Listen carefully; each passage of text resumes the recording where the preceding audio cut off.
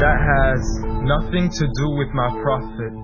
Please just stop it. It doesn't make any sense. That's not the message he sent. That's not what he meant. That's not why he came. So you can claim as much as you want to, but I assure you the man I follow was not the same.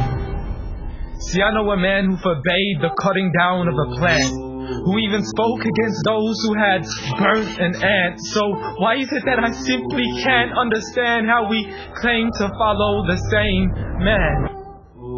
I mean, I know a man who forbade us from harming the innocent, saying he who does so would not only be prohibited from paradise, but he would not even smell its scent.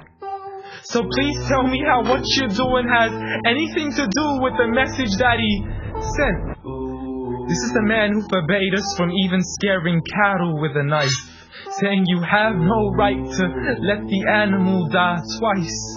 And when he was asked for advice, he'd reply, don't get angry, don't get angry, don't get angry, repeating it thrice. See, I know a man who called to patience first, even to those who had treated him the worst. And when he was asked to invoke Allah's wrath, he said, I was not sent to curse, but rather as a mercy to the earth. Matter of fact, the entire universe, meaning everything that was made. See, this is a man whom the clouds would rush to shade, a man to whom the trees would sway and the birds would flock to seek his aid. For they knew he was a man of justice, a man who would never betray, a man who could be trusted even by those who had wanted him slain. See, Anas bin Malik served him for 10 years, and not once had he heard him complain. For he would never get angry for himself, but only for Allah's sake. And he never responded to evil with evil, but rather he pardoned and forgave.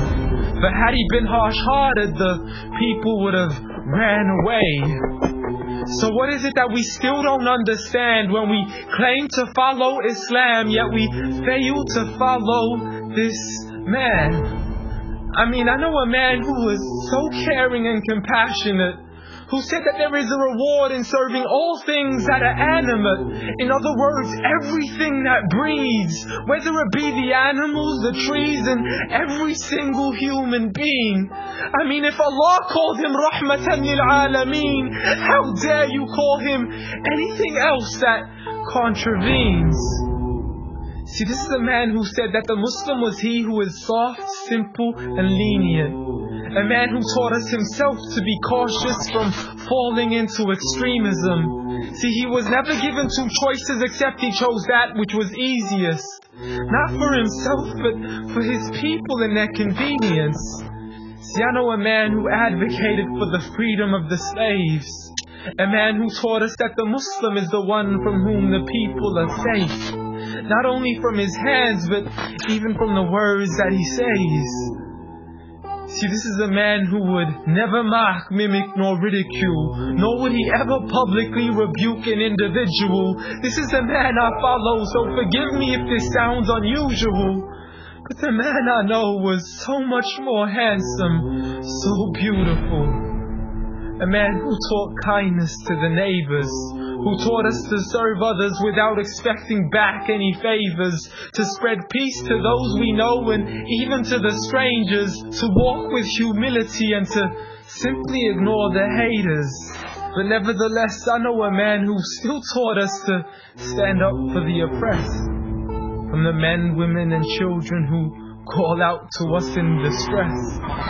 I know a man who taught us to fight for these people, but by no means does this mean we have the right to transgress. For those who oppress have nothing to do with his name. So you can say what you wish to say and continue to defame his name, but at the end of the day, I assure you, the man I follow was not the same. Muhammad sallallahu alayhi wa sallam.